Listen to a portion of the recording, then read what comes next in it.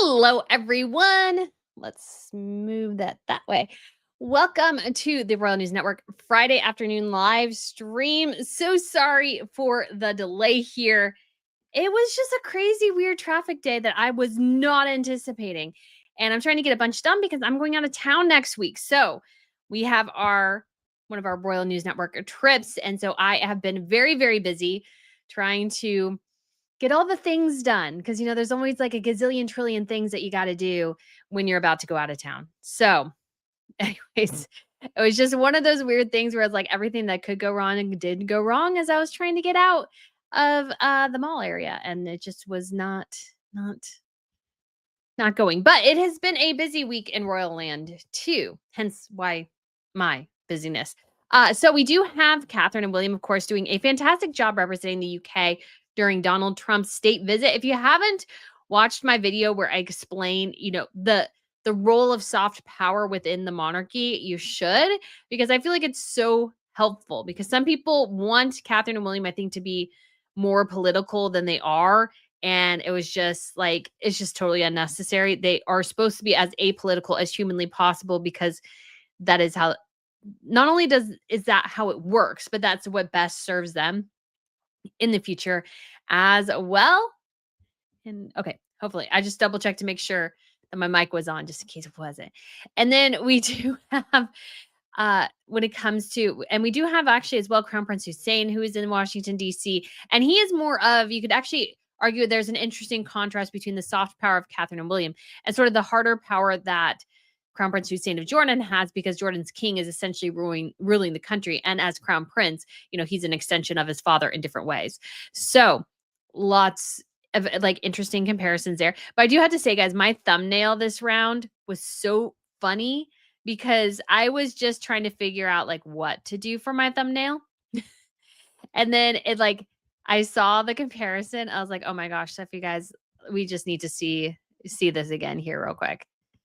This gorgeousness right here of the beauty of Catherine and William at the state function and this picture of Harry." And so why does this picture of Harry matter? Well, number one, it's 10 years old that Meghan posted for Harry's birthday. And I love this thriving versus just surviving, because Harry doesn't have that much hair on top anymore. And so I'm like, okay, so it's Meghan Markle reminding us that marrying Meghan Markle is like detrimental to your health, I guess. I felt like that's what she was telling us. But obviously, so much going on in just Royal Land in general. We also have this continued fallout of the Royal Rebels, the movie with Princess Martha Louise and Direct Verrett. That's been sort of an interesting one because you feel like at the same time they're trying to walk it back and yet at the same time promoting it. And so it's like, so are you embarrassed by it or you like it? Like, where is it? Because you guys feel definitely very much like you want to support it. So that's sort of interesting. But yeah, Meghan posting a very old picture of Harry before he met her. Like, I feel like it's kind of like what she did with her mom too, but I feel like it's as if you're saying, in a way, "Oh no, honey, before now, oh, things haven't gone well for you, have they?" It's like I felt like it was really disrespectful and stuff. It felt very disrespectful to her husband, or her alleged, her husband who she supposedly loves.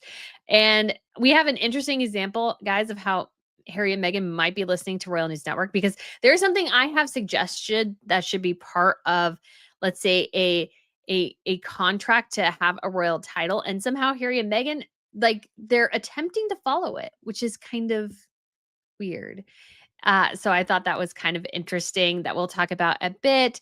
And Megan's really pathetic attempts to market her brand, which I feel like is really starting to fail on her pretty spectacularly. And yeah, it was just, I mean, everybody saw it coming, I think, except for Meghan, although she's still touting it as some sort of success. And somebody did mention, which I haven't had a chance to look up, the Emma Greed Aspire podcast, because we do have, what's his name on there? We do have the head of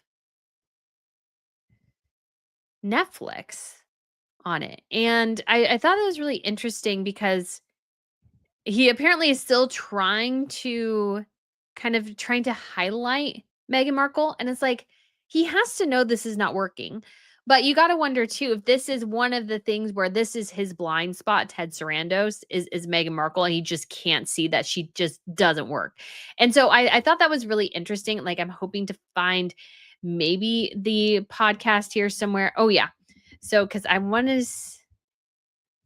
it would be interesting to, yeah, discuss it a bit more too. And I do see it here, so it kind of could be an interesting bit as well. But Ted Sarandos is sort of stuck with her, and we've seen endlessly, which I think again Netflix is cognizant of, but also not totally aware of either. Is that again, it's noise that's generated, and the noise doesn't convert very well. So interesting things for sure. We do have Carol here, who also is celebrating 21 months of being a member. Thank you so much, Carol, saying there is a difference between Sherwood Dean politic and diplomacy. Yes, there is a huge, huge difference there, and a huge difference between what things we're looking at in terms of how royals function in this modern era is because they are definitely this soft power and this soft form of diplomacy that is not beholden to the, you could say the politique in some ways of the era. So they are sort of above the fray. So even if they would do the same thing, whether they were hosting Donald Trump or Kamala Harris, they would have done the same things. Now, like, people can have their personal political opinions about various things, but that's fine. I just don't think even royals should have should really have opinions on things very much in terms of politics. Because again, if you, let's say, are somebody who just hates Donald Trump and you're somebody there who really is not a fan of his, that will bleed over into your conversations with him if that's the case, because sometimes people can't totally hide it. So I think that's a good thing to keep in mind. So thank you so much, Carol. Thank you so much for your support. We also have Lizzie B gifted one Royal News Network membership. Why, thank you so much, Lizzie. I really do appreciate it. But let's see. Let's see here. Sorry, I was clicking on a bunch of things. Sometimes my ADD and I'm looking at the chat, it just becomes something I focus on. So let's go ahead though and talk a little bit about this amazing state visit. Just like sort of overall impressions. Obviously, I think it went really, really well. I think everybody was very pleased with how things ended up. Obviously, the royal part of it, which, is the part I enjoy watching, is not in some ways really the important part of this visit. It's not the something that makes or breaks the visit at the end of the day. Like, the real truth here is that it's the stuff that goes on beyond these moments that actually have a real impact. This is here to just basically grease the wheels. It's to grease the wheels of power so that conversations can happen later. And I think that is sort of exactly what happened here. I think it was perfectly well. So Gretchen the First said, rad summary from this week in the Sun by Robert Jobson. Kate sparkles, Melania shines, Megan sprinkles. That is a good description of it. And as a reminder too, Catherine, is obviously clinking glasses here with Donald Trump. And what's so important about this, guys, in so many ways, is that she is in the room talking with true power. She is talking with somebody who makes a real difference in many ways. And Meghan doesn't have the ear of anybody. She really doesn't. It was interesting because there was somebody on X who said that, oh, politicians are somehow connected to, these or whatever. And I'm like, no, they're, or to Harry and Meghan. I was like, no, they're not. No politician is listening to the Duke and Duchess of Montecito over there. Nobody cares. And the problem is that they're not connected to this real power here. This is real power to sit next to a man like Donald Trump. He's the president of the United States, hugely influential figure, and that is true power. To be able to chat with him about essentially anything. Like, I'm sure again that they didn't get into the politics or anything like that, but you have the chance to build a relationship with somebody that could be definitely very beneficial down the line. And what's really striking about this is that Meghan can't do this. Meghan, I don't think in any form or another could, hold her nose if she doesn't like Donald Trump, hold her nose and have a conversation with him as if he's a normal person. She would be probably doing a lot of passive aggressive digs at him. And I think it's great that she's no longer attached to the monarchy in many ways because of that, because she is not going to be helpful in this matter. She's not going to be helpful at all, Meghan Markle. She would damage relationships because she can't help herself. In Meghan's mind, her personal politics and her personal beliefs trumps all. And so she can't sit there and have a conversation with him without, I think, her trying to one up him in one way or another.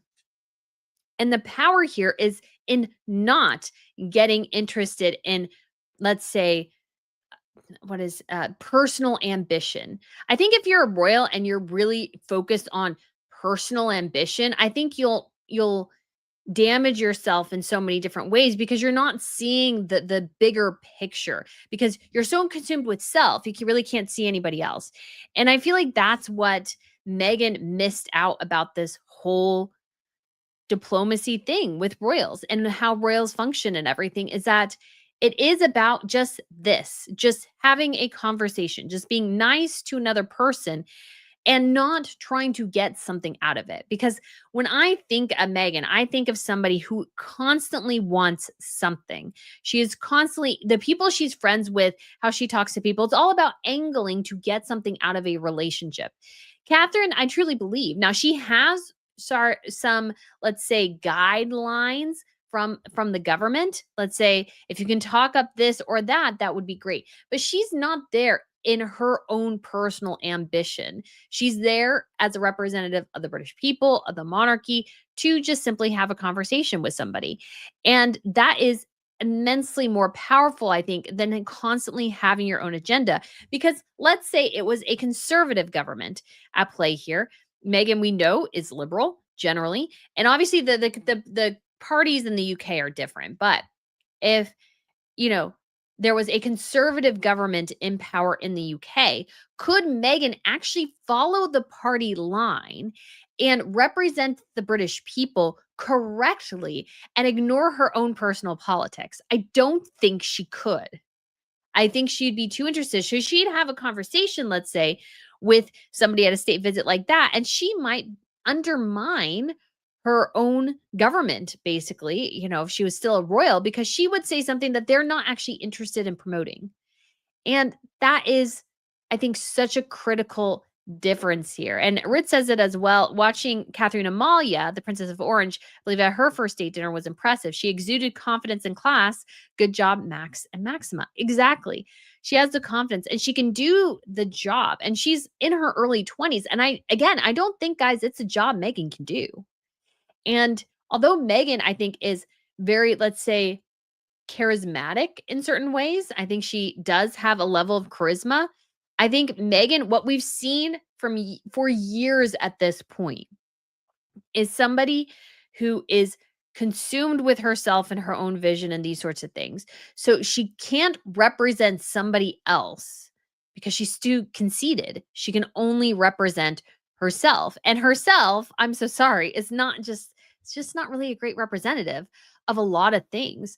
And so because of that, I think Meghan is so much like the British royal family really dodged a bullet by her leaving the monarchy in many ways. She was never qualified to be a royal because she's too self-obsessed. She's too narcissistic to do it. And yes, there's a narcissism that comes with being royal and famous and what have you. Even a narcissism that comes from, let's say, having YouTube channels and those sorts of things. You can develop a level of narcissism from there, but you need to be able to set that aside to serve a greater vision than yourself and a vision that's not yours. Because if you listen to Harry and Meghan talk, it's all very, very very, very self-focused. And when you're self-focused to that degree, even if, let's say, you're not even intending to, you could definitely mess up what they're attempting to do here. And this is what they do. This is what royals do, is they have conversations with people. They're there to, again, skid the wheels of diplomacy, not to make policy, not really to even advocate for policies, although I'm sure they're briefed on, hey, these are the things we're interested in closing during this like during this visit. These are the issues we're looking to close. And the royals are not there to be experts on the topic. But I imagine, sorry, this is my just personal perception, that they are aware enough of them to where if they are asked about X, Y, or Z, they could comfortably at least say a couple of things about it and kind of, I don't know if push the agenda is the right issue, but help as this agenda is going through the different levels of, parliament and those sorts of things. So very exciting. I think Catherine and William did a fantastic job. All the royals did for sure. And it was nice to see when I was watching through my video and looking at comments, because sometimes I've done videos just even mentioning that royals have to have a relationship with Trump, and it would be insane to see all the comments there. But this is how royals function. Catherine is not there to display her own dislike or to throw a drink in his face or to dismiss him and like be huffy or something. That is so, so, so not her job. Her job is to represent the monarchy, put her own ambitions aside, her own thoughts and feelings.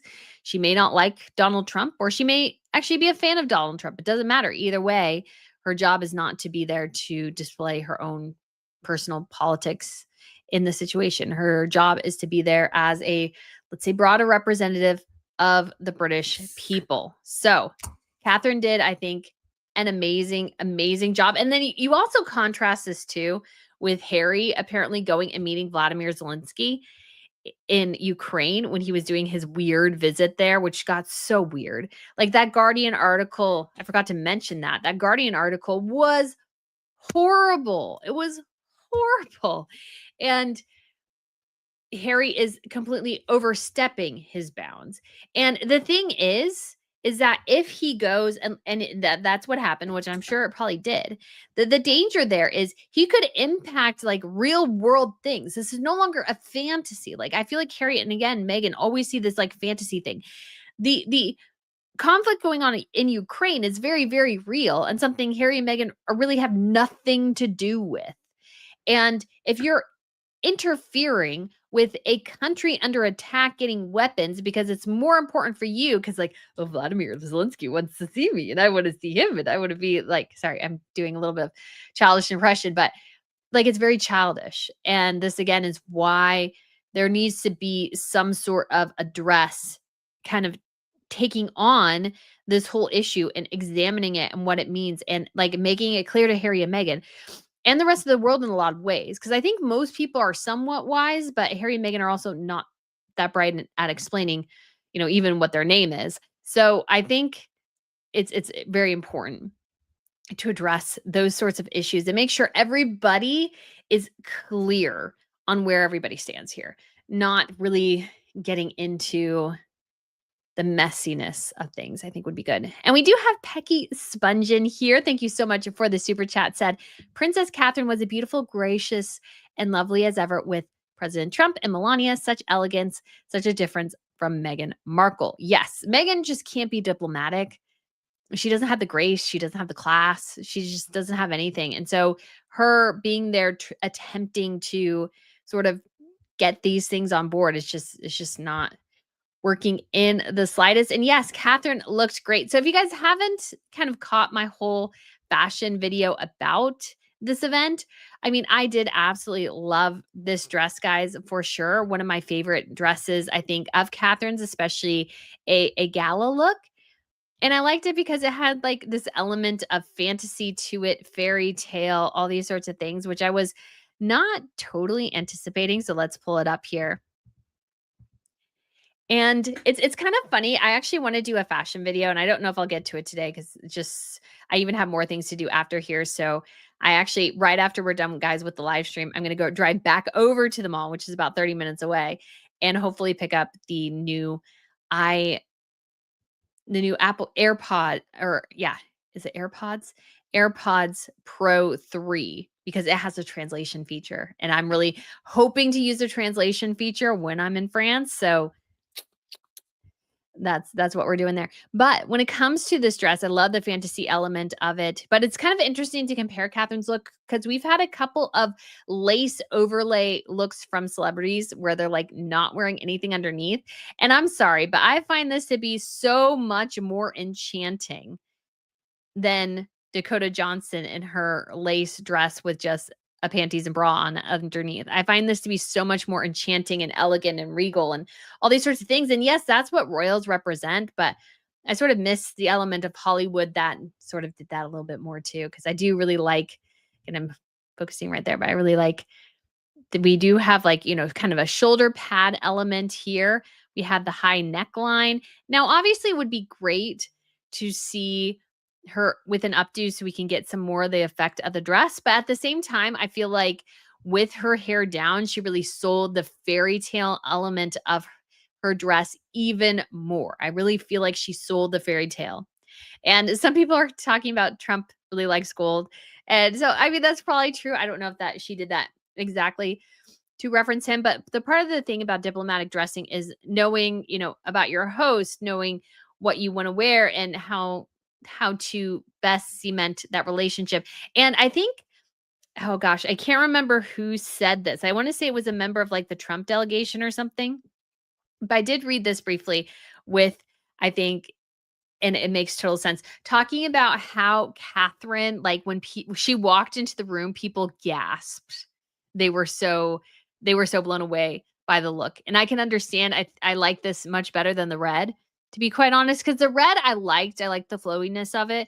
But at the same time, the red to me at least felt a little like I've seen something like that before. This really felt like, again, a fantasy. Like it almost feels like a costume you would make for Halloween, like a Tudor queen costume type of thing. That's what it feels like. The reference, again, I made the reference to, if you're familiar with the show Rain, like that. This outfit would very very much fit into that show.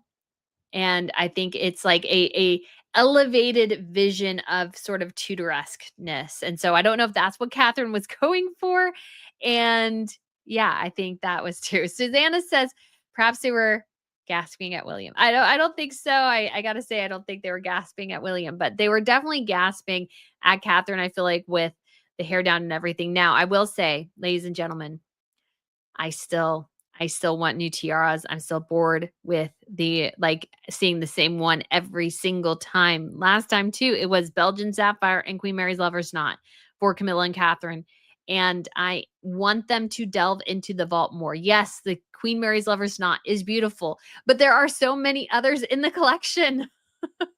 Why do we just have to have this one all the time? I want more. I want more. So that would be my one again caveat. I did see somebody ask if that was Tiffany Trump in the background. Yes, she's the only one of the Trump kids who came. And then I saw somebody else ask earlier when it came to like the kids, like I think they were referencing Charlotte, George, and Louis. Would they come to an event like this? No, they would not come to an event like this until they were at least 18. And the Brits have been so, I feel like, William, I don't even know if William guys attended really a state function like this until he was in his 30s, and or at least at the very very least late 20s. Late 20s. And this is very different than the rest of Europe. Again, the Brits are really behind the curve in a lot of ways. And I think when it comes to Catherine and William, if they want to, let's say, give George, Charles, and Louis a really slow entry into the monarchy, I think that's not going to be an option. And nor like, not that you like put them in a ton of things, but I think they should look to the examples in the Netherlands, in Denmark, probably in Sweden as soon as Estelle turns 18, how they kind of, or even Spain, how they like put the kids in more and more as they reach that age of majority, because the kids do need to learn, number one, but number two, you got to sort of kind of elevate the monarchy a bit. So yeah, it's like the monarchy in the UK does tend to look a little old, and so I think the best you can bring in the kids, not a ton, but as they're on breaks from school and everything, as they do in other countries, I think that will be very good. So that's just my I think. Yes, okay, it was Rebecca English, Lisa says, who said there was an audible gasp in the press room when the Princess of Wales arrived. That's pretty impressive. That's pretty impressive. If you can make, because they've seen it all before, but if you can make them gasp, yeah. So Matt ID says maybe Catherine's following the like Queen rule, only wearing Tiara's loan tour. So that has been the British system. I sort of hate that system. The reason I hate that system is that it tends to make some aspects of royal watching rather boring, because when it comes to the Swedes, they share very liberally generally. So you never know what somebody's going to show up in. Now, there are certain events, for example, the King's Golden Jubilee, that you would expect Queen Sylvia to wear the Braganza tiara, the biggest one in the collection, which she did. And then you would expect Crown Princess Victoria to wear the bottom fringe, because the bottom fringe is particularly associated with whoever the Crown Princess is. And that's what she wore. So all those aspects make a lot of sense to me. But beyond that, there's a handful. But beyond that, you never know what a woman will show up at an event wearing in Sweden, because the women can technically wear almost anything. And so it adds an element of intrigue, because you're just sitting there watching and going, all right, are we ready? Which one is going to be? What's your guesses? And the Brits tend to be kind of boring in this aspect. And that's not because in other families that is the case, because they have a very small collection. But what I appreciate about other countries, even Denmark, which has a very small collection, they share actually quite well, not share as much. That's not the wrong word. But Queen Mary actually, she's created new tiaras out of it's kind of like, it was like almost like a a diamond belt or something, but she created a bandeau tiara out of it, just like the one in the Netherlands. And so she created a new tiara out of pieces that they had. And then she found like a very old set that was like this Romanesque style set that's like from the 1800s, and she wore that, which was super cool. And so she brings in these new pieces, and so you keep seeing more. And then when it comes to the Netherlands, the same as well. They share very liberally. And in the same year, I think, yeah, this year in particular, Queen Maxima and Princess Catherine Amalia have both worn the Dutch Ruby Mellorio tiara. And it also comes to a reflection as well, is that when it comes to the tiaras, oftentimes the other royals, because they do share more liberally, take even greater stock in what they are wearing, because the what jewels they are wearing sends a message. If the Brits are just sticking with the system, oh, you have a couple of pieces and you just wear these all the time, it just becomes a little boring. And I think I like the avenue of kind of creating, of messing around more in the collection, being more creative, because the Swedes are very creative. I would say the Dutch are fairly creative.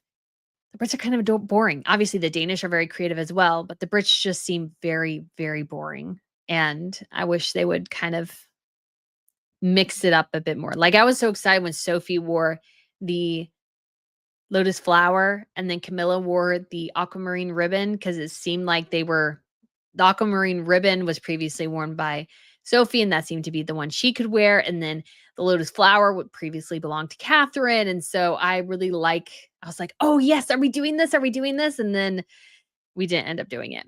And I'm like, yeah, yeah, let's mix it up, guys. That's my goal here. Let's mix it up. Yes. Oh, yes. That is my goal for all royal families. So, like, mix it up as much as possible. Be creative. Choose different things. That way, we're not like seeing the same thing every time. Because Queen Mary has the two that were purchased for her. She has the ruby, the emerald now. She has the pearl. She has the new one she made, the old Romanesque one. So she has about 7 that she can have in her rotation. I never know what she's going to show up in. She always chooses something different. Queen Camilla and Catherine, again, they both wore the same tiaras that they wore in July. So Camilla wore the Belgian sapphire, which is a nice piece. And then Catherine wore the Queen Mary's lover's knot. So Zeb asks, do you think some tiaras are more comfortable or easy to wear? Might have something to do with their choices. Yes. I'm actually wondering if maybe Camilla is having a harder time with the heavier weights. And I think especially, it would actually be interesting to know, guys, if when it comes to Camilla in particular, if because of her sinitis, that she chose she was going to go with a different tiara and decided to go with the Belgian sapphire because it was lighter. So tiaras, because they are made up of stones and metals, they are heavy. And depending on what types of stone are used and how many stones are used, they can induce headaches. Just like if you wear a headband, it can give you a headache. Tiara is the same way. Now, when it comes to the Netherlands, Queen Beatrix, for example, never wore the Stuart tiara. It was too heavy. She got headaches. She kind of complained about that. And so she would she wore pretty much every other tiara in the collection but the Stuart. The Stuart is the biggest. And when Maxima started wearing it again, everybody's like, oh my gosh, Maxima. Everybody's very excited. Me as well. Because there was questions of if it had been sold. They didn't even know if it still existed in the Dutch collection. And so when Maxima brought it out again with the Stuart diamond, which is in 40 karat light blue diamond, it was very, very impressive. It's a very, very impressive piece, very, very heavy. And one of the things she was asked was, did it give her trouble? And she goes, no. And I don't think it probably did give her very much trouble, to be honest. I think she's one of those people or one of those women who can wear them just fine. But it was important for her and interesting that she wore it for historic and relational reasons, because the Stuarts obviously reference King William and Queen Mary of Orange, who came over and ruled after the Glorious Revolution in the late 1600s. I think 1689, I want to say is the year. So anyways, I'm trying to think. It's been a long week. It's been a long week. So it was kind of, that's what so she brought it over there as a symbol of the relationship. And the Brits don't have in the way as much of a collection, although if they did host, let's say, Vladimir Putin for a state visit, I would expect them to wear pieces that are Russian in origin. So anyways, Camilla maybe chose the Belgian because it was lighter, but yes, they are different weights. Some of the tiaras can have a very the construction can be very rigid, and so it doesn't have a level of flexibility. We know that Princess Diana wasn't always a fan of the Queen Mary's Lover's Knot because of the moving pearls, and she wasn't a huge fan of it. So she did wear her family tiara, but she only wore like the one tiara. And so that is the case as well. And then what am I thinking of, guys? I was thinking of something else.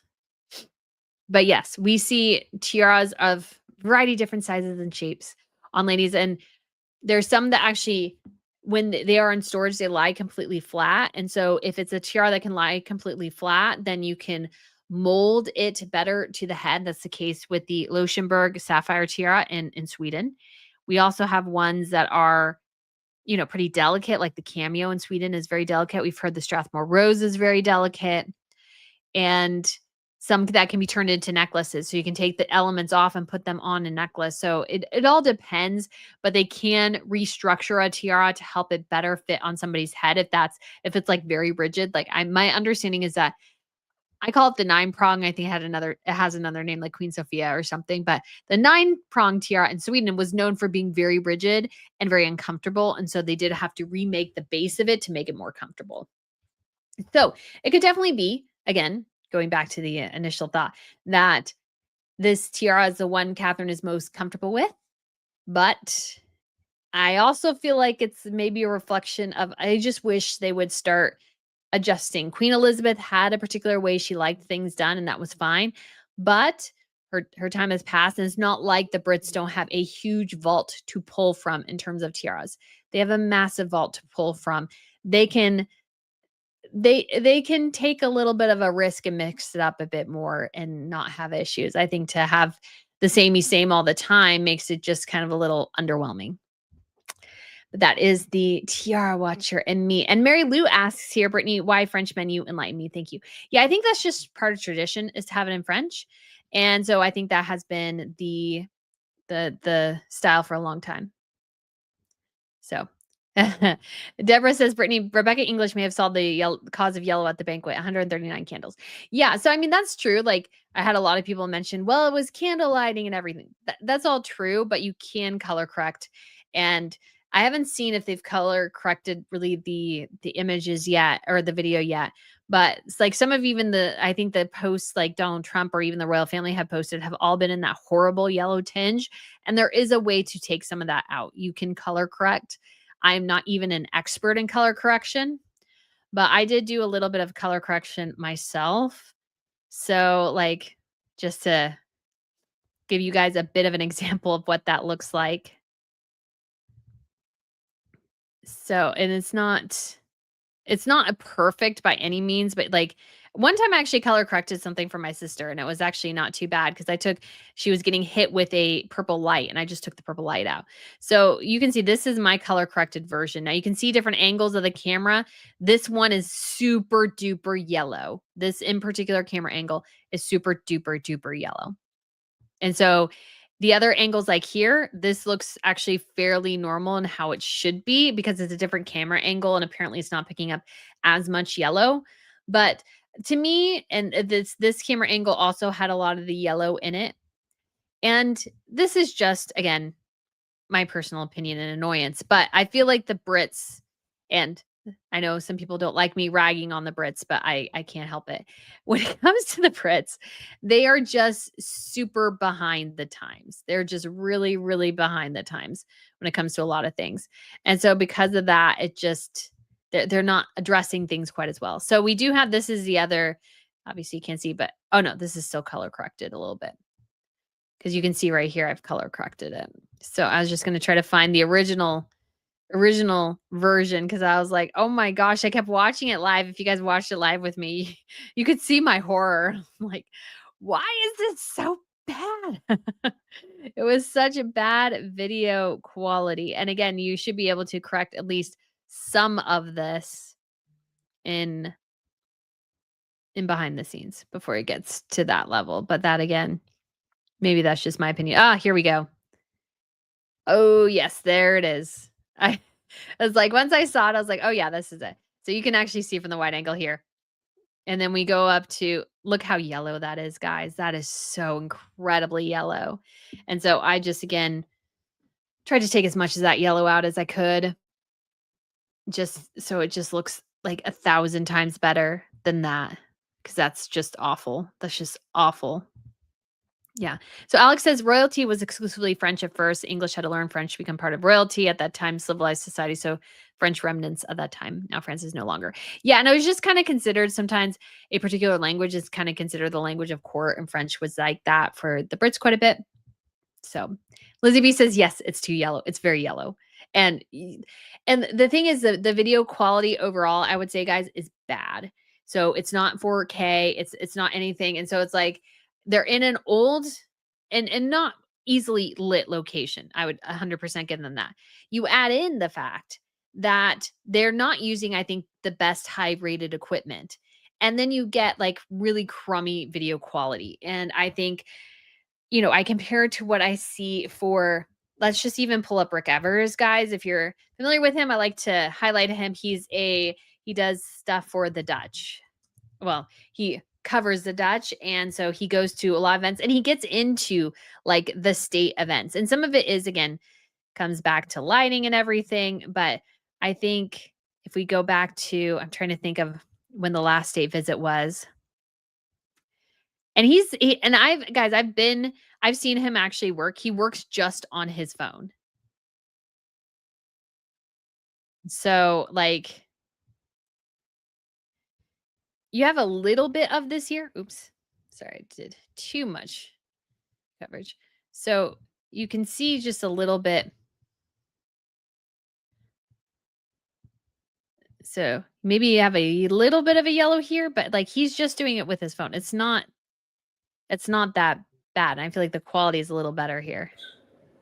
Right. And now we ask you all to raise your glasses. Some of it comes from lighting. And honestly, in this day and age, and yes, I realize that studio lighting is cumbersome and everything. If you are there to, and I realize you might have heard the audio, but if you guys are there to like represent the monarchy, like you need to have the best stuff. Like I don't understand why you can't get better cameras and like everything, because you're broadcasting this to the world, and this world is a video world. It's not as much pictures anymore. It's video. Like I even struggle, guys, so with like grabbing pictures versus videos at the event, because it's easier to, kind of poach other videos than it is to poach pictures. So it's just so hard to like decide which to do. But video is the key. Video is the key. They need to step up their game. I'm sorry. I know some people don't like it when I criticize the Brits, but they need to up their game. They really do. They really do. So I am just I just gotta say that. I just gotta say. Even guys, this lens is like a super duper nice lens.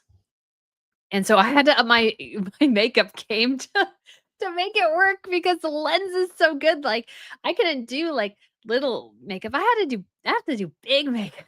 I have to do like a studio style makeup that's like big and thick and stuff, which I don't particularly like just because that's what you have to do. The lens is so good. And so I feel like the Brits need to up the game.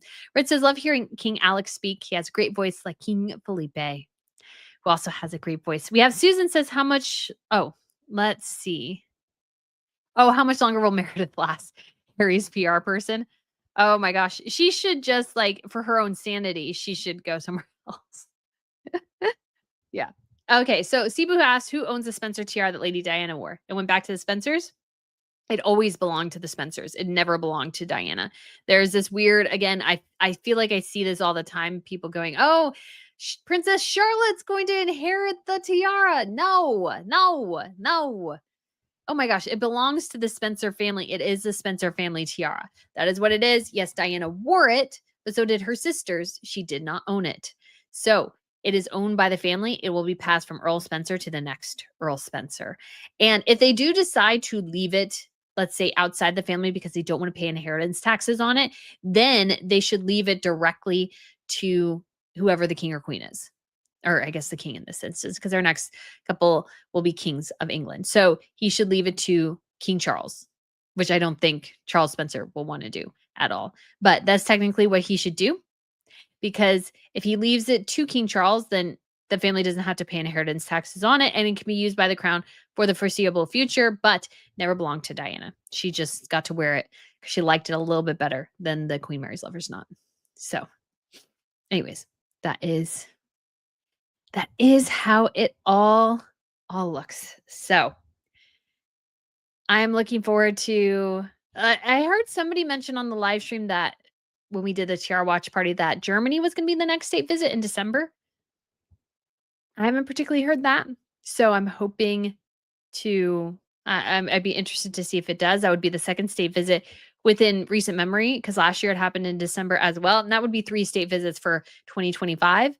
Don't know if they would be interested in doing that or not. But yeah, we will see how that all comes together. So let's go ahead and move over to something else that's a bit funnier, I guess you could say. So, although tiara watching is so fun. Tiara watching is one of my favorite things. But let's talk about Meghan's birthday post to Harry. I was like, I looked at that and I'm like, really? Really? That's the best you can do for your husband, is to show him like looking like he just rolled out of bed with a head of hair that he no longer has. Yeah, so that was funny as she goes, "Oh, hi birthday boy, fire." And I guess she might put in fire emojis quite a bit in her text chains or something to go, "You're so hot." But it's sort of hard to see that here because this picture, ladies and gentlemen, is like 10 years old. I believe it's from 2016 or 2015. And that was before Harry even met her. So, like, why is she showing a picture of her husband from when like, before she met him? And it's not even an attractive picture. He looks confused and startled. Like, it might be a private joke. And I understand a private joke, but you really shouldn't make or try to, let's say, be clever in sort of making your private jokes public or something, because to me, this doesn't seem like a joke. It seems mocking. And like when you look at him and his hair there, which granted is a lot of hair, and then you look at his hairline now, and there's a pretty big difference. And so I'm like, is Meghan like ragging on herself, going, look, I marry a dude and he loses his hair? because he definitely does not have that head of hair anymore. Like, it's starting to get real bad on the top, ladies and gentlemen. He really has, I call it Friar Tuck.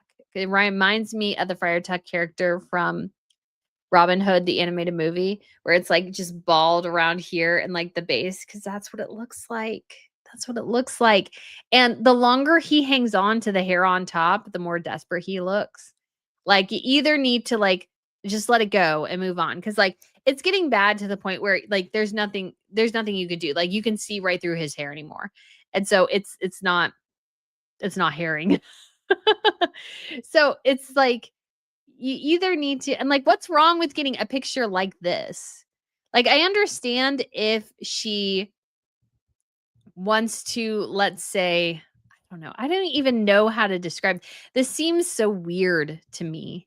If you're going to post this on your personal Instagram as like a joke between friends and stuff and your family, I would get it. But this is like public. You're sharing a picture of your husband from years ago, 10 years ago before you met him, when he looks completely different. He was still Harry Wales there. He had a head full of hair, which he no longer has.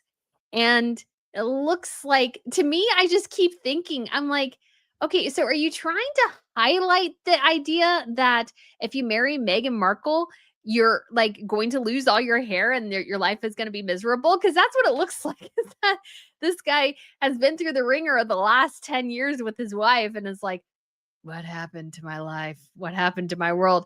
I just don't find it to be very flattering or nice. Like, and you don't, again, have to choose a personal picture if you don't want to. There are plenty of pictures in Getty Images that you could choose that are better than this. Yeah, it's just like, it's better than this. Because I feel like, again, she's kind of sort of mocking him here. And that just doesn't seem very nice for your birthday. And it's like trying to go, "Oh, hi, birthday boy, hot." And it's like, but he doesn't even look like that anymore, Megan. He doesn't even look like that anymore. So how can you say he's hot? Or is she telling us that he only looked hot back then and she doesn't think he looks hot now? Isn't that what you want to hear as a guy on your birthday? Is that your wife used to think you were hot and only wants to show a picture of when you used to be hot because you're no longer hot? And I'm not saying that he is in that particular situation, but it's just like, wow. Wow, it's a terrible picture. I was just really, really shocked by it and like just absolutely stunned that that's the direction this would go in. It's just like, wow. Okay, so you really don't like the guy, I guess. I guess that's sort of what I'm getting here, is that you don't like him at all because you can't go and find a decent picture of him. Guys, like, even the picture I pulled up from Getty Images is like a nice picture. Like, there's nice pictures you can use to show off your husband if you want to. But it just feels like, at least, recently too, with her mom and everything's sort of now becoming like more of like a backhanded compliment. Because whereas, oh, I guess it was just a story. Her Mother's Day story of her mom was 10 years old. It was 10 years old as well. And so I'm like, okay, so is Megan saying that 10 years ago was the best years of her life and not now anymore? Like, that's sort of the impression I get, is that she wishes she could go back to those days. And I think there's something to the effect of that she is interested in actually reliving what I think she would consider her quote unquote glory days. And that was be on Suits, on, right before the precipice of dating Harry, because the world was really her oyster and she was in control. Now she's not in control, because I think what drives Megan bonkers about her current life is that people don't believe the nonsense she used to spew, and that people just nod along to and go, yeah. Because I've always said this, like, you can spew all the crazy stories or embellishments about your life that you want to when you are younger, or not younger, excuse me, when you are a small fry and nobody cares. So Megan can say, yes, I did go to Skid Row every weekend as a child to help the homeless. Now, I think she has said something similar about going down to Skid Row quite a bit. I don't know how much of that is true. But the thing is, if she says that 10 years ago, people would go, oh my goodness, Megan, that's awesome. Because they don't really care enough. That's the thing, is that they don't even care enough to ask.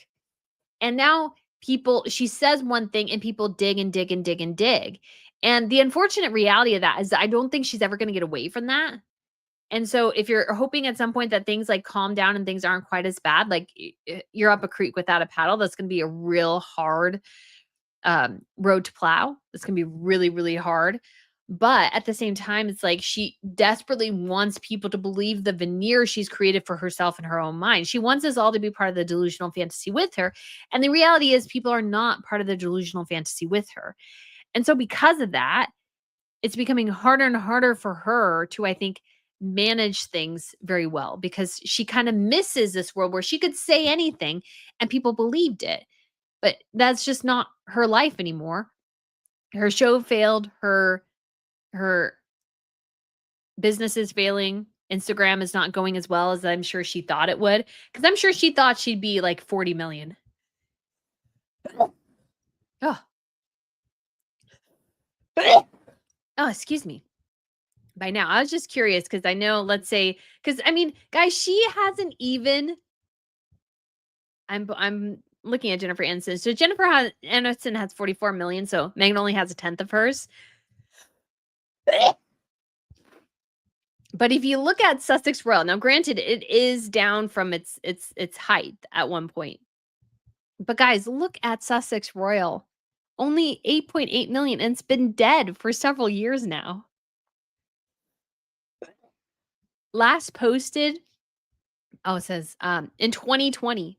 Last posted in 2020. And so she can't even reach this height right here. Now, granted, it was only almost, I want to say it was over 10 or so million at one point. But now it's definitely not that anymore. And she, on her own, can't do it.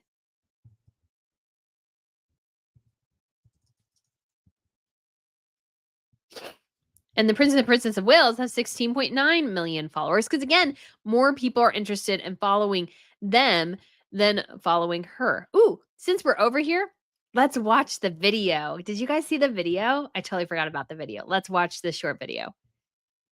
So this is the meeting between Trump and the Princess of Wales. I'm hoping they do more of this kind of thing in the future. And so you can see King Charles greeting Donald Trump. Obviously, the procession there. Them in the carriages where they, I think, just went around the grounds of Windsor. And so Catherine and William are getting out. But then, of course, we're waiting, guys, for like the best moment. But I do like this moment where you can, well, this is the inspecting of the guard, Catherine and William. And then at some point you see them all kind of going inside, which I think is cool. I like that. But then we have the big moment, which is the evening shots. And they got the glamour shots of Catherine and the tiara. We see them taking their picture and holding hands. Because I am not against holding hands, guys, but they shouldn't be holding hands here, which is correct. But they can hold hands before. That has always been my stipulation. Like there's a difference between professional and personal. Just putting that out there. Anyways, so I think that's great. But Meghan's stuff has not been popping off, I think, the way she wanted it to. And I think that's become really, really hard. Ritz says here, the continuing coverage of the state visit by Trump is driving them both nuts. Love it. Yeah, because they just can't compete. You cannot compete with a real prince and princess.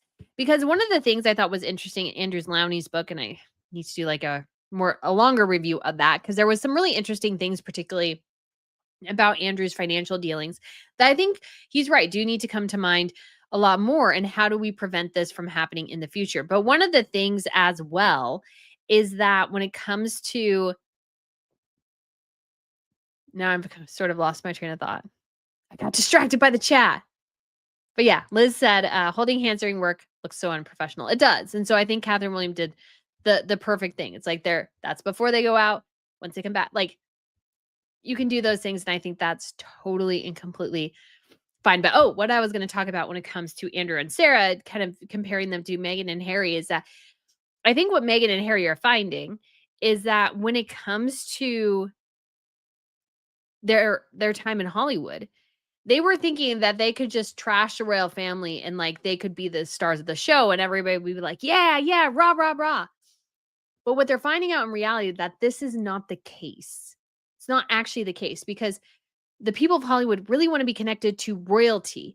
And when you walk away from royalty, I feel like there's less interest in people engaging with you because you've lost that critical edge. And the longer Harry and Meghan are in Hollywood, the more the royal light that they had starts to dim, and more you're just stuck with these two nincompoops who really can't seem to like rub two brain cells together when it comes to like making business and being successful. Like Harry's done this whole like pseudo royal tour thing. But if you guys think about it, why is he doing it? It's not a job. That's not a job to go do that. Like, he needs an actual job, and the thing is, what they've sort of missed in this whole process is that if you had a real job, if you were successful without ragging on your family, you can come back and do those sorts of things, and I think you'll get a much better reception. But because those things they've tried to do by themselves haven't worked out too well, them coming back looks like a failure. So that's what I think we see in that situation. So, oh my goodness. Loyal commentator. I always like it. We needed Brittany's the photographer standing in front of the front and center at Windsor. Yes, yes. I'm hoping one day too. Oh, sorry. I'm hoping one day too, especially if they come to the States. I think that's my better shot. I will really try to kind of navigate that and see where that goes. Carol said, Royal News Network, you had the best analogy when it comes to comparing royalties to solar system. Exactly. So if you're not familiar, some of you are, but if you're not familiar with my royals as a solar system analogy, is that the star of the show really is the crown itself. So you have the crown, which is the sun. And then in as you have the planets that go further out, obviously in our own solar system, the further you're out from the sun, the colder your planet is, and the less the sun shines on it.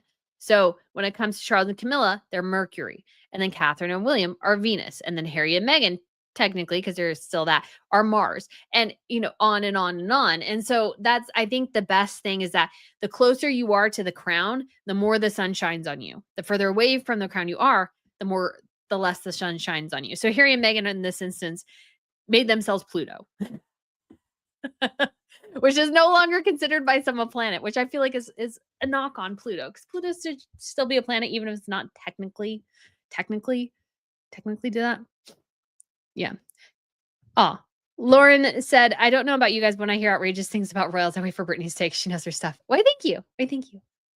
Why, thank you. So, yeah, it's like one of those things, and I think Harry and Meghan did it themselves again an immense disservice by cutting ties with the crown, especially so publicly, so brutally. Because if you associate that with them in Hollywood, yeah, you might get Harry and Meghan, but the benefit Harry and Meghan could have had is that they could have gotten you Charles, Camilla, Catherine, William. Because if you're friends with them, you might be friends with the rest. And people are interested in that. They're not interested in just Harry and Meghan, because Harry and Meghan have made themselves just basically like anybody else in Hollywood. So why would you be that interested in them? Because they can't give you anything, really. They don't have a ton of cash. I imagine they're barely surviving in that house, really. And they're giving money away. Like Harry gave away $1 million, most likely for the tax benefit reasons. But it's just so many questions. So anyways, just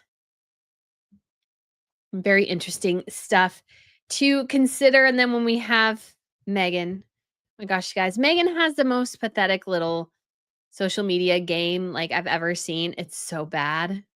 And she thinks she's clever. That's the funny thing. I think she really genuinely thinks she's clever. So we have the latest. I just find these so funny because they're so bad and so behind the times. So we have As Ever by Meghan, Harvest Hues, Golden Views, and a season that feels like magic. Number one, you should have a period there if you're using a sentence. But are we not supposed to know that it's fall? And how is that picture supposed to give us fall vibes? It doesn't really give us fall vibes, in my personal opinion. And that's the important thing about her whole system, is that she should be able to sell products, and this is not going to sell your products. This looks like AI, to be quite honest. This whole setup looks like AI. And it says, extraordinary starts with you. And honestly, again, from a marketing branding perspective, I have a hard time reading this. It's not easy to read. I have an idea. Let's make today extraordinary. Okay, you have an idea. Doesn't mean it's a good idea. Doesn't mean it'll work. Like, I'm all for testing things out, but this is just weird. And then we have what she posted while Catherine and William were hosting Donald Trump, as if to say, I don't want to be seen here. And it says, seasons shift, but the garden stays magic. Okie dokie. I still don't understand. I still don't I still don't understand what as ever supposed to be, what she's trying to sell. Like, I don't get it. But we do have a Gretchen the first asking, Brittany, did you see this? Robert Jobson in the UK summed up Princess Catherine, Melania, and Meghan perfectly. Kate sparkles, Melania shines, Meghan sprinkles. I did see that. Somebody mentioned that earlier, and that is so, so good.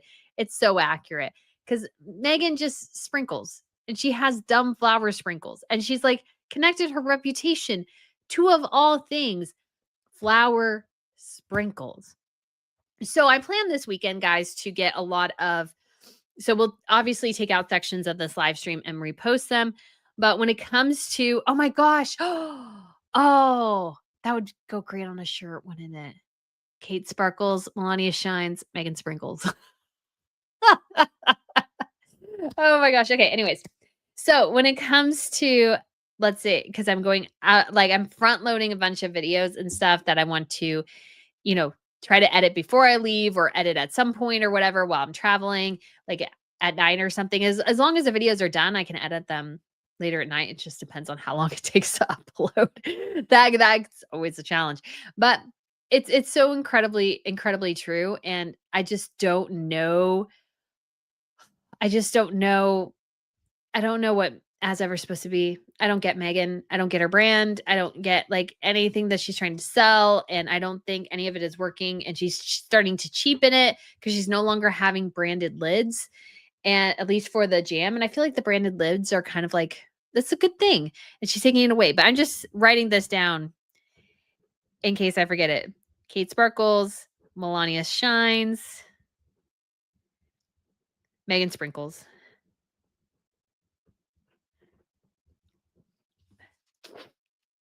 So just wanted to write it down for myself real quick. All right. So it's just crazy. And then when you look at as ever overall, guys, it's just still not doing very well. And it's hard to know exactly because I still think she's doing the scarcity tactic. We did have the marmalade sell out, but she could be trying to keep this stuff in stock, but it's just so hard to know. And this is why you should be better in managing your brand and managing what it's supposed to be, because otherwise you just get weirdness. All right, Catherine with a K asks, have you seen the new Harry puppet on spinning image that is realistic than that picture Megan put up? I have not seen that, but I would not be surprised. I'm just surprised Megan posted such a terrible picture of her husband and acting like he is somehow hot. And like, that is not like, even if it was a picture of him looking hot, it's from 10 years ago, before he met you, before his life was basically wrecked by you. So it's not that like, I don't have that strong feelings towards it in some ways. So yeah, big question. And so thank you so much, Catherine. 10 pounds there, basically. I really do appreciate it. Catherine with the K. Subaki asked, what happened to the million order purchase? No idea. Again, it almost feels like, she feels very novice when it comes to her company. She thinks she's sounding intelligent, but she's actually sounding very much like a novice, just throwing out, we got to look at our SKUs. Like, I feel like she gets kind of stuck on word languages and stuff. And she's like, SKUs. You got to get SKUs. I'm looking at SKUs. And I'm like, stop saying SKUs. Because when I worked in retail, at least, the SKUs were literally the identification number of a particular product that was different from the UPC, which is the barcode. And so the SKU was different and you could put the SKU in, and in a particular store, because it was their SKU, you could find the product. And so I'm like, what? I just don't get it. But yeah, if she made £1 million or a million, an order of 1 million pieces, then pretty much all of them are just, all the million pieces are, what are they? They're just generic. But, like, she could have paid more for branded stuff and a little bit more. So, actually, guys, I have shirts that I order every time if you go on a trip with me. I order individualized shirts for those trips. And so this time I ordered them early enough, because sometimes I only order them last minute. But this time I ordered them early enough to the point where I had, what did I have? I was able to actually put an extra bit on the back that said South of France 2025. And that costs extra. That costs at least $1 more, I think, no, might even be more than that, because it bumped the order up. It added quite a bit to the order. I wanna say it almost added like $100 to the order or something. So, it was not cheap to add that little bit on the back. So, it's one of those things where it would have added a bit more to put the branding on there. But if she's selling something at a premium, which she is, for a product that's not very big and everything, then it really comes across as very weird. Sorry, guys, I think my allergies are starting to act up. So I just wanted to show you guys in case you missed it. So I need to do a whole video on it, but see, this is the orange marmalade top here. And if you go down, it should be, let's see if we can tell if it's on here or not. Oh, yes, and see, there's the branded lid right there. So she took away the branded lid. And you can do that, I feel like. But you run the risk of, I think, looking like you're cheapening things too early. And also, as well, this raspberry spread, this one has been coming soon since April, by the way. So terrible, like, website management. I just don't understand. Don't understand. So we did have, I think I've seen this question asked a couple times. Rediscover locations with Chandra asked, can you think of another blue tiara Camilla could have worn to the banquet? Also, it weird that Camilla and Catherine never wear the same tiaras at Windsor, but wear different ones at the Buckingham Palace state visit. So I don't think the Brits have another sapphire, and you don't have to, like, she could always wear one that's just white and pearls. She doesn't have to wear one that's a particular color. The Brits really only have, they have sapphires, they have rubies, 2 rubies. They have an emerald with a Vladimir, but most of theirs are white, so you can always wear something white. But they've worn they can get whatever they want from the vaults, and they ordered this stuff, like, ahead of time, and it's traveled to Windsor. So, just because they're at Windsor and not Buckingham Palace doesn't mean that they can't get other pieces from the collection. They, of course, can. There's probably vaults in Windsor too. And these things are planned months and months in advance. So they could always get what they want at anything. So very sweet. Cake says she's giving away the flower sprinkles when you order the other products. Oh, is that true? Are they doing that? That would be funny. If you ordered a certain amount, you get the as ever sprinkle. I just think I just see people on Instagram, they put these flower sprinkles on, and I'm like, I look at it and go, did you really like that? Was that really good? Yeah, I just don't get it at all. But I don't think anybody else is getting it either. But we did have Lauren, which we should discuss again. Harry's interview with The Guardian floored me and showed he truly dangerous Harry is to the monarchy, and Harry and Meghan are capable of anything. I wouldn't go that far, but Harry is a loose cannon. And the bad thing is, he's not just a loose cannon to the monarchy, he's a loose cannon to his own stinking PR team. Because I bet you bottom to dollar, the one thing they didn't want him to talk about was his dad. But him going and saying again that, oh, got to focus on my dad. It makes it sound like his dad is dying and that he needs to focus on his dad because his dad is dying. And that's not the message Buckingham Palace wanted out there at all. At all. And the whole article, he comes across as just a brat, like a delusional, narcissistic brat. And he's completely devoid of common sense in that article. It's actually it's very insane, I think, in many ways. So Carol says, thank you so much for the super chat. Queen Mary's sapphire sunray bandeau worn by Princess Margaret. Don't know if Queen Victoria's sapphire tiara. Great point, Carol. Thank you so much for the super chat. You are right. I do forget it because we haven't seen it in so long. But yes, there is a tiara that has a massive sapphire in it that belonged to, I mean, it was previously worn by Queen Mary and Princess Margaret, but we haven't, I don't even know, I don't think we've ever seen it in color, guys. I don't think we've ever seen that tiara in color, which is insane.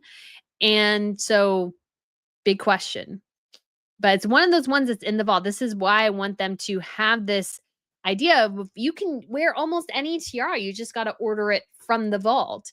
And, it's like, if, again, the way the tiara politics work, at least as far as I'm aware, is that you have a collection. Queen gets first choice. And there are some tiaras that are considered like the big guns, just reserved for the queen, rarely ever worn by anybody else. So the queen gets the first choice.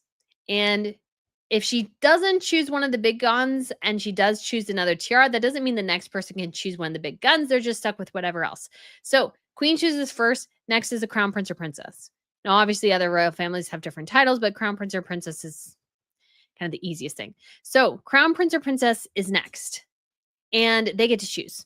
And then the next woman who's highest up in the line of succession gets to choose. However, I think the caveat to this is I consider the case in Sweden, which is that you have the king who has 2 daughters, a wife, and 1 son. So I think my estimation is that Queen Sylvia gets to go first. Then we follow it with Crown Princess Victoria. And then I think it's actually Princess Madeline, and then it's Princess Sophia. And the reason I think that is because Madeline is blood princess. Blood matters more than married in, unless you're the crown prince or princess. That's generally how it works. So that's how we get it all together. So it's sort of a crazy kind of thing, but very exciting at the same time. Okay, so let's go ahead and talk a little bit about the crazy Norway side. Because we do have direct Brett and all these sorts of things. And oh my gosh. So this is kind of I just went to one of the Norwegian websites here, and it's kind of funny because when in the documentary, they reveal that this is Martha Louise and Derek Barrett. And it's just kind of funny because when she first introduced him to her children, she introduced him as her gay friend. That's how she introduced them to him. So they wouldn't be nervous, and he wouldn't have to be nervous. Although he has been in gay relationships before. And I think they didn't question the fact that he was gay. And then she just went ahead and married him. And so, yeah, the follow-up from this movie has been sort of interesting because on the one hand, I feel like Martha Louise and Derek are kind of distancing themselves from it. But at the same time, if you look at her Instagram, she's promoting it a lot too. And they've done interviews for it and everything. And the kind of the big news that has come out of this today is that they were really trying to get sponsors for their wedding. Like they were trying to get packages in like the $50,000 range all the way up to $1 million. And they in the series, they want to try to play the Harry and Meghan game. And again, I want to do a longer show on this, which we'll probably do tomorrow when I finally get some time to kind of get like the things from the week sort of wrapped up. Yeah, it's going to be I'm like, oh, I got to get out of town and get all that ready, but I want to get this done too. But when it comes to this series in particular, what I think they really, just like Harry and Meghan, they're just in it for the cash. They're in it all for the money. They're looking for money. They want money. That's their thing. And so it's all a needless cash grab. And he looks actually kind of normal here, but he's like kind of creepy and weird. I don't know if we can see him. Yeah, this was what he wanted to wear for his. And he was even more picky about, I think, makeup than she was. So, oh my gosh. It's just, very weird. The palace is still not happy because, in particular, like Martha Louise had an agreement very similar to kind of Harry and Meghan, where once she left, they're like, okay, you can't use your princess title in any commercial endeavors. And that's what she's done all the time, is use her title for commercial endeavors. And so there was a bit in this movie. It was like a 2-second bit though, but it was when Hakan was speaking. So Crown Prince Hakan, her younger brother, technically, he's the future king, but he is her younger brother. They were having a conversation. I think he was having a conversation with Direct Verrett or maybe even his sister. And they caught it for the documentary and they had to take it out because part of the stipulation with Netflix covering the wedding is that the Norwegian royal family would not be featured in any of it. That was not, let's say, publicly available to other news outlets. So what I mean by that is that some news outlets were able to cover certain things. And if those news outlets were able to cover it, like publicly, then the Norwegian royals could, but they sold the exclusive rights for the wedding to Hello. They sold the exclusive rights to the wedding to Netflix. And so the royals were like, no, we don't want to be part of that. But it's just kind of, I think, indicative of where their hearts truly lie, which is the money, the fame, and the fortune, much like Harry and Meghan. They're not in it like, they're trying to spin this great love story. He's with her for the money. Like, they're both kooky and weird, but I genuinely think, and he said it, he thought he would marry a man. So, and she fell in love with him first. And I just feel like this is very important. Like, she had everything and he really had nothing. So when she goes, I'm so in love with you, I feel like we've been through something else before. And he's like looking at it going, she's a princess. She's got money. We can make more money. All right, I can do this. That's what I think he thought. And I think that's still there.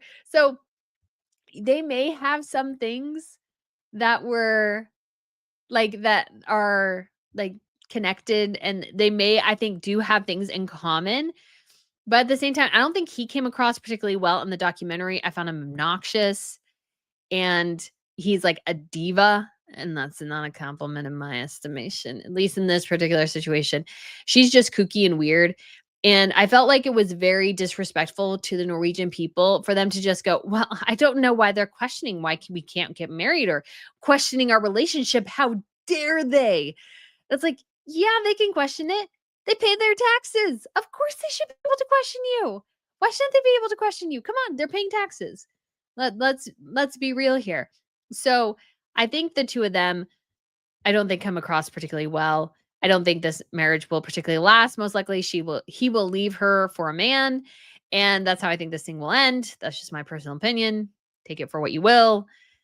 But yeah, they're they are a bit more aware than Harry and Meghan are of their ridiculousness. But other than that, I find them to be highly, highly obnoxious.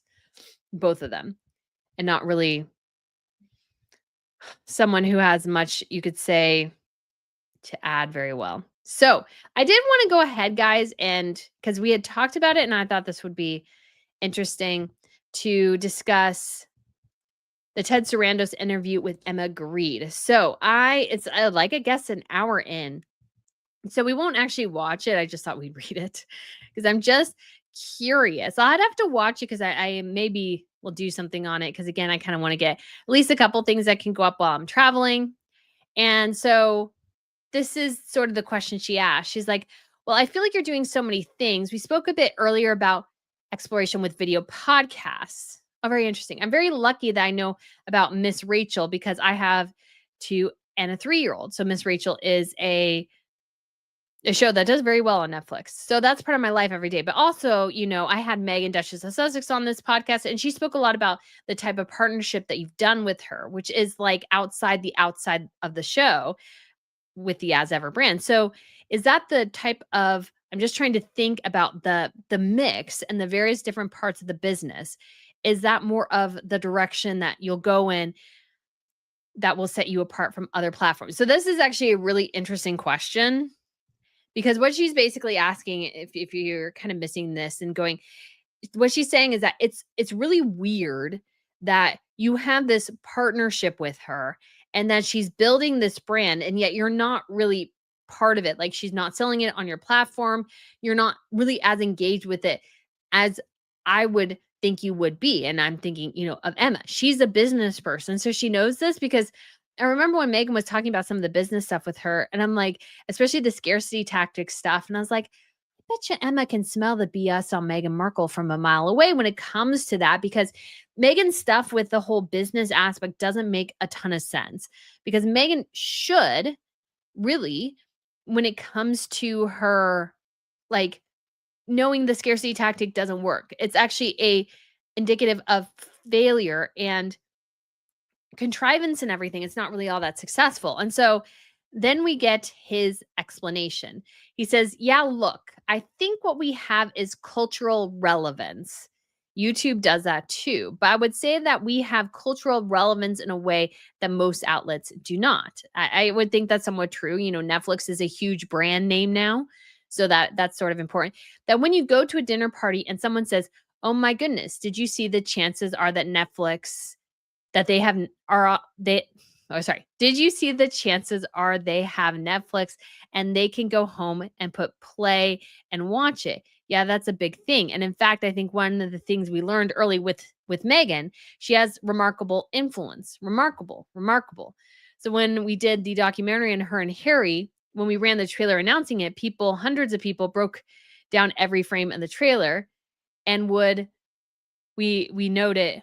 We're seeing this on a micro level now. And then there's the $20 shoes we got from her, from a village. We're talking about these shoes sold out all over the world. And then a 1,500 blanket was on the chair, sold out all over the world.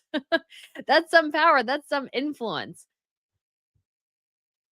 Again, I will say that happened, dude, 3 years ago now. The influence she had has definitely waned. And I don't believe in the slightest that the blanket really sold out all that much. And if it did, that's because there's like 3 of them. Like every store has one. It's not that many. So she has incredible power and influence you could put. And I think that's, for me, it's like, okay, well, how can we enable this to go more holistic thing? Yes. So that's what the relationship. I mean, the consumer products business is a very different thing for you guys to having data and understanding that a trailer with those two do those type of numbers and then have the commercial impact to actually start a brand physical. By the way, consumer and documentary itself, we should actually probably watch this because it would make more sense than me reading it. Was also one of the most watched documentaries we've ever had.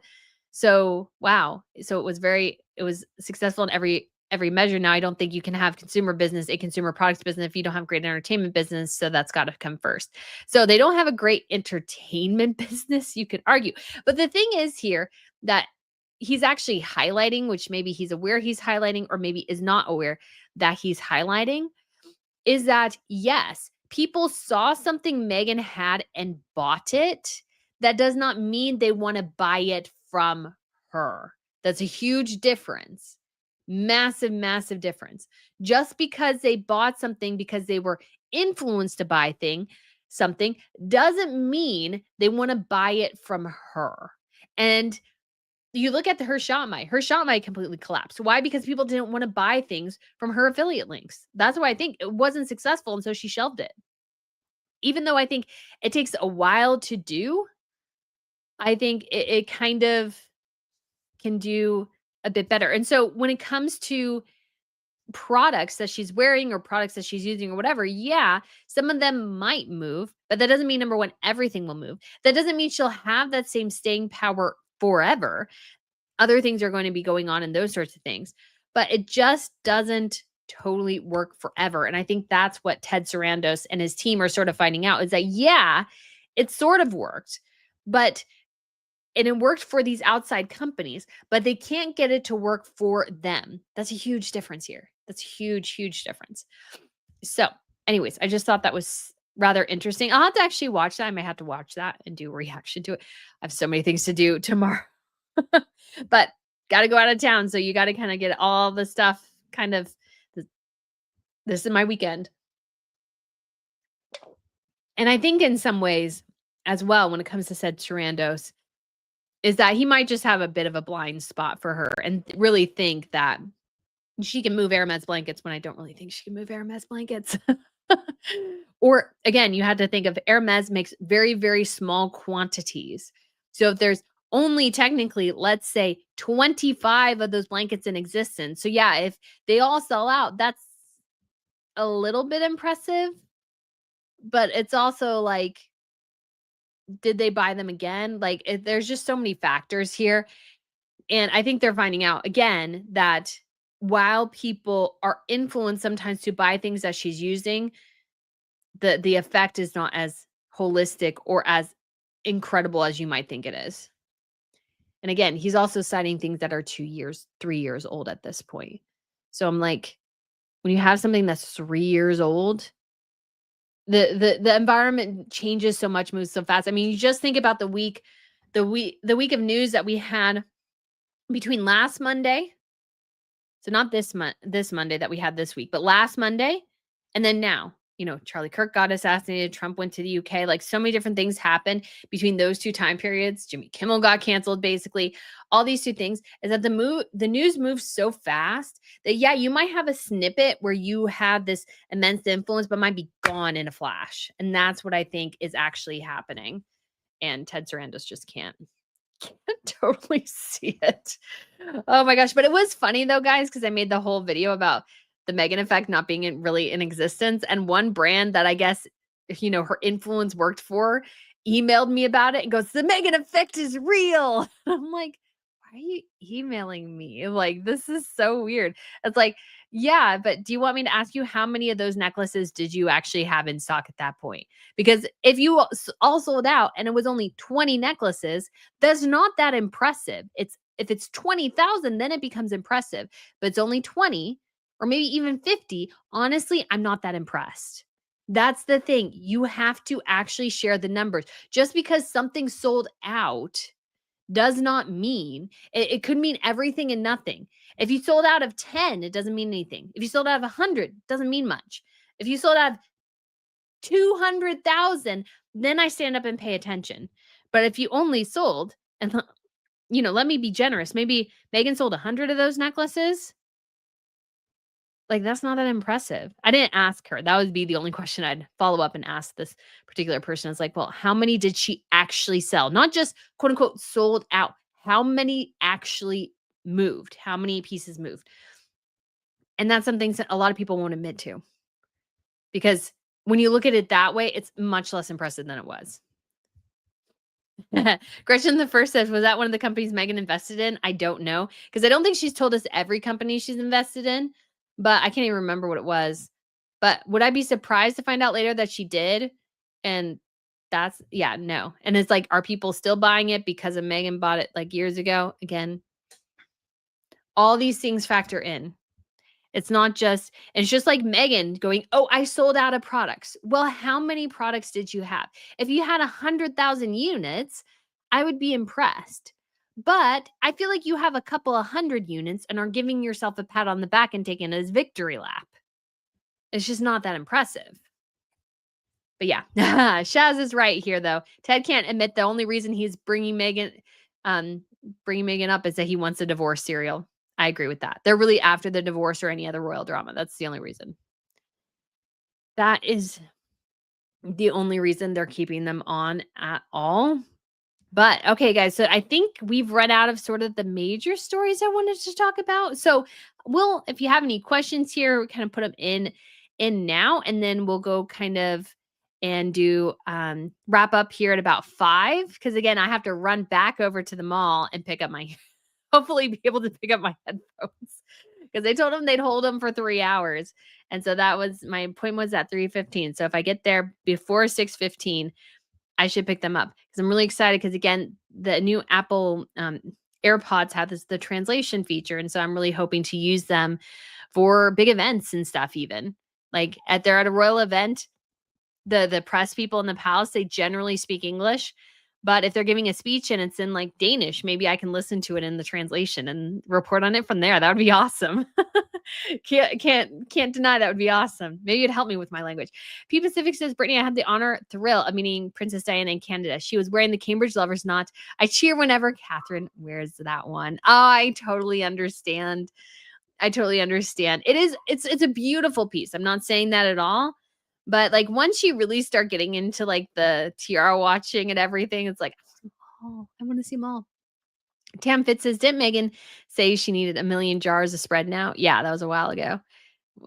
Who knows what that's going to happen with that. TV channel says, hey, Brittany, I want to point out that all the BRF photos are looking so orange and yellow and orange, even their skin tone, which is so strange. Even their engagement photos have awful filters. Yeah, they're not well done, to be quite honest.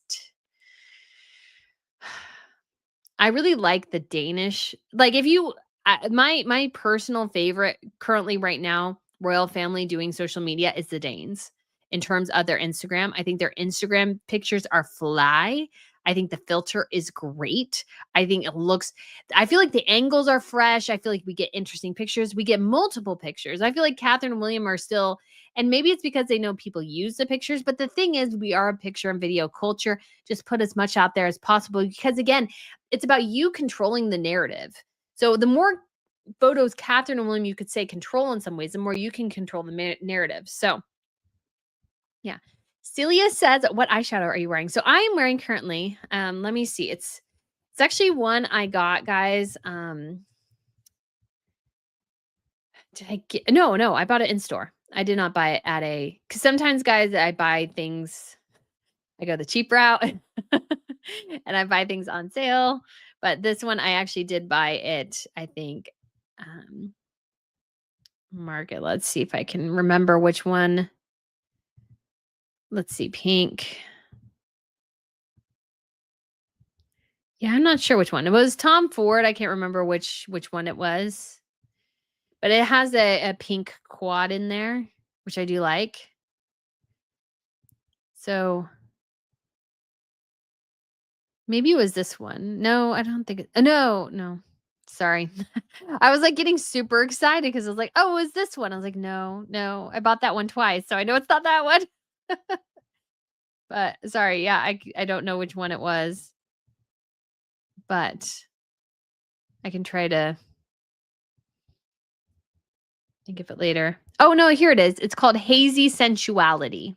That's the one I'm wearing from Tom Ford. So I like Tom Ford makeup. Very nice. Very nice. Also very pricey, unfortunately. Miss Chloe Celeste says, Brittany, are any rumors on what Harold's product line will be? No idea. No idea. But like he needs a big boy job. I'll say. Rediscover locations. Sharona says, Brittany, how do you think the Norwegian family will come back from all these issues?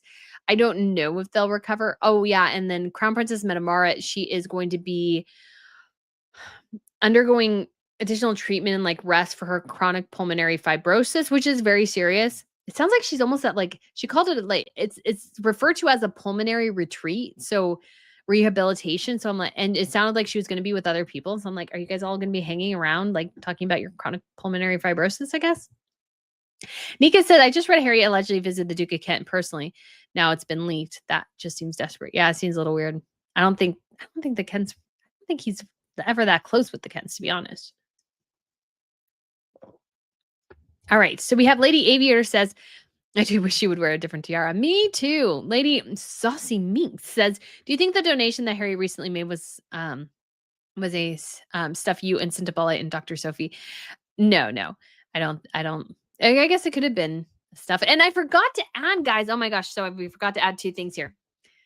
So, how do I think Harry and Meghan are why are they listening to Royal News Network or how do I know? So, Harry, like it's been rumored that Harry wants his kids to attend school in the UK. And one of the things I suggested for people to be able to retain their titles in the place in the line of succession is that they must follow the Swedish approach, which is that you must be raised and educated in Sweden. And I was like thinking, well, if Harry is wanting his kids to be educated in the UK, I'm like thinking here to myself, going, are they listening to Royal News Network? Because that was one thing I suggested, and I thought they wouldn't do it, but maybe they would if it meant their kids kept their titles because they're that vain and vapid and shallow that they need the kids to keep the titles. So I did think that was interesting. I also did want to say, guys, after this, I will announce who the winner of the giveaway is. I will put that online, and then for the title of this program, and I'll put out a thing and see if people like the 2:00 time slot better or 3:00, or if we can find a different kind of time. But for the name Of the live stream. I did sort of come up with something, and I do have to admit, I'll have to find the comment because somebody else mentioned it too, and it was something that came to me because we do this at around 3 o'clock or so. We'll be officially doing this at tea time, so it could be something to along the effects of it won't be like, you know, spilling the tea or something because that's been taken by others pretty much. But it's like afternoon tea with Brittany or something like that. We can do sort of like formal where we do, have the pinky being up and we talk about all the royal stuff. So that is what the name I kind of came to would be. So Lady Aviator says maybe the AirPods can help Megan with her Spanish. She claims to speak so well. That's a good one. That is a good one. I hope maybe it helps me learn. That would be cool. Carol says, what was due to change over from Queen Marguerite to King Frederick and Mary? So they are changing. So if you saw this on Bill Bought It, which is sort of like the Danish people, is that they are changing it to invite more people to the New Year's levees, which are the big New Year's galas that they have every year. And these are like 1st of January, which I actually want to cover this year. Maybe. We'll see. And that they will wanted to get kind of more people to come in. And so they're kind of some people maybe won't get invited to those again or something like that. So yeah. That's kind of what they're looking at. Rid says, ooh, I got to get a pair of those headphones. Yeah, I'm really excited. I'm going to test them. There's a couple girls in my small group who are originally from Brazil, so they speak Portuguese. And so if I get them today, I'm going to bring them on Sunday and go, can you speak Portuguese to me and see if it translates or how well it translates? Although I'm kind of interested too in putting them in and seeing if I can hear what the French people are saying to me. Lizzie B says, the IG of the Luxembourg family is amazing too. Yeah. Theresa says, you're wrong with on sale. Very true. Tam Fitz says, I think Prince William must be so angry with the mainstream media right now. Understandable. Yes, but this is the thing, and I know some people don't like the criticism of William as work shy, but it's been around a really, really long time. I feel like it's getting kind of re-upped in the media again. And, if William doesn't like it, that's totally fine. I totally understand why he doesn't like it. But should he just, let's say, dismiss it like so many of the fans want to do?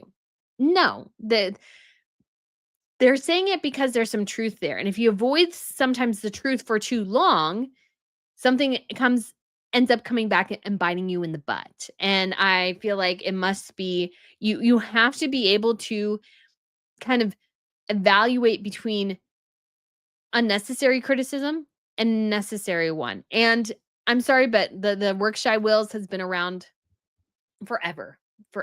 For as long as I've been royal watching, and that was when they got married in 2011. People have been talking about that for a long time, and it still feels like sometimes, royal duties take a backseat to everything, and everybody understands there's family things that have to go on and those sorts of things. But at the same time, it's like you're going to be king one day, and sometimes your kids need to learn that dad has to go to work when, let's say, they're having a play at school. That's sometimes how life is. Lauren says, Brittany, what are your thoughts on Harry and Meghan have hurt the monarch? So that show that I've always said I think they hurt the monarchy quite a bit. Not the worst thing in the world, but like it's something where the monarchy needs to take them a bit more seriously. Rediscover location, says Brittany. Do you think Norwegian royals? Oh yeah, we've discussed this. Naomi says, I'm always waiting for sales, especially in this economy. I think I spent double this year for school clothes shopping for my daughters. I love finding sales. I'm all about the sales, guys. I'm actually super excited. So I have Tumi luggage that I take with me when I travel. And I had one piece of Tumi luggage where the zipper broke, and I took it back to the store and I was hoping they could fix it. As it turned out, they couldn't fix it. And so they're like, oh, we'll give you basically it went through a couple of iterations, but came down to, we'll give you a gift card for the amount of the original retail price of the bag, which was $950. And I want to say I paid like $400 to $500 for it. So I was like, okay, nice. So that was super duper nice to get on sale. And then the brand is so good that they stand by their products. And if they can't fix it, they sent me money for basically a new one. So Lady Amber says, do you think Catherine will wear different tiaras as Princess of Wales? I mean, she did wear the Strathmore Rose, but I'm wanting more. Annalisa says, does your puppy travel with you? Generally, no. It's just kind of complicated. You don't want her barking in a hotel room if you have to go somewhere or whatever. I do have somebody staying over to watch her this time, but yeah, it's she doesn't try, especially internationally. You need like special like passports and stuff for your dogs to travel internationally. So, ooh, I see a couple people saying 3 p.m. Eastern is perfect. So we'll put it up to a uh a a vote here as well. No Nom Vula says I'm off to bed now. Thank you all. Have a good night's sleep.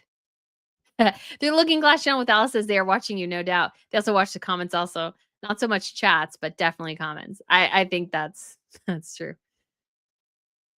So Christine says Brittany's tea. Yeah, it would be kind of funny to actually have a tea named after me because I don't. I don't drink tea very much. Oh man. Anthony says, so sorry to disagree with you, Brittany, but I do not believe Markle has any charisma whatsoever. Like I am not like I can see where she has charisma, but I think it's when she actually like the thing with Meghan is that if she wants to turn on the charm, I think she can. But if she doesn't want to, she don't want to. Yeah. And I saw somebody said afternoon tea with Brittany, or somebody said high tea. High tea might be good. So we'll again, I'll play around with it a little bit, and we won't have a live stream next week because I will be traveling, and that just won't be possible. And let me see if I can look at my calendar right here. Actually, there's one right over here. Come on. All right. So October 3rd, we should be able to have, well, will probably actually be live streaming quite a bit of the day, or at least some of the day, because that's the abdication of the former Grand Duke and the ascension of the new Grand Duke. And so I was thinking honestly of, well, I actually tried this week. I actually sent 2 emails trying to get somebody from their press team to get back to me because I was like, oh, the Dutch and the Belgians are coming. And now I kind of want to go. And they never wrote me back. So She says, you also point out them being the Prince and Princess of the UK if they have no connection. Yeah, exactly. Yeah, I just don't think if you're not a Prince or Princess of the UK, like, why? Lauren says, I didn't know there was a Tom Ford makeup. You do look nice, Brittany. Why, thank you. Yes, it is quite expensive. You can find it though. So it's usually like overstock or they're phasing something out or whatever. But if you go to it's an outlet mall, so it's called the Cosmetics Company Store. You can find that stuff on sale. So I found the new Dip collection on sale, and that's one like Adele used to use, and so that's quite famous. So I have found that for like as cheap as like $35. So just it's not used or anything, but it's like overstock or whatever. So depends on your location, but if you go to a outlet mall and look for the cosmetic company store, they have Bobbi Brown, MAC, Tom Ford, Estee Lauder, I think it is, and maybe 1 or 2 others. Carol says the Queen Mother had 800 patronages. Some of them are visited and some of them were visited every 30 years. So which is high impact or many engagements. So yeah, I don't think having an obscene number of patronages is works as well as it used to. But what I will say is you cannot forget those bread and butter engagements that Princess Anne does. Those are hugely impactful in the monarchy. You can't just do like big impact events. Like you have to mix big impact events and big projects like Catherine and William are doing with some pretty consistent low level engagements too, because you need them both to survive, in my opinion. The Looking Glass channel says Prince William has to listen to what is being said. Not everything he does will be liked, and he will adjust his monarch as he has done. Yes. So, neat. That Brittany rhymes with T. It does kind of. I haven't heard that. All right. So, guys, I will. Oh, yeah. And Rid says, I hope the new Grand Duchess Stephanie glams it up. Me too. But, guys, we will go ahead and wrap it up since it is 5 o'clock. Again, so many things to do still today. I feel like we just like it just keeps going. But guys, thank you so much for hanging out with me this evening, this afternoon. We're not still getting as big an audience as we used to on Saturday, but hopefully things will turn around as people get used to the new system. I'm super excited though to be able to have this adjustment for all your guys' support because it does mean a lot for me because now I do have dinner with a friend tonight. I have other things I need to do, and I have other things I need to do tomorrow. And the live stream, although I loved it on Saturdays, it did hinder things too. So I appreciate you guys so much. Again, no live stream next week. We should have one the week after that, and we will kind of nail down timer everything depending on what What? People like? Oh, I like that. High tea with Brittany. That doesn't work, but it rhymes. I do like that. Thank you so much, Lady Amber. I do appreciate it, guys. You have a wonderful weekend. You will see a couple clips from this live stream come up, and then I'll be front loading, hopefully, a bunch of videos for next week. So, guys, talk to you.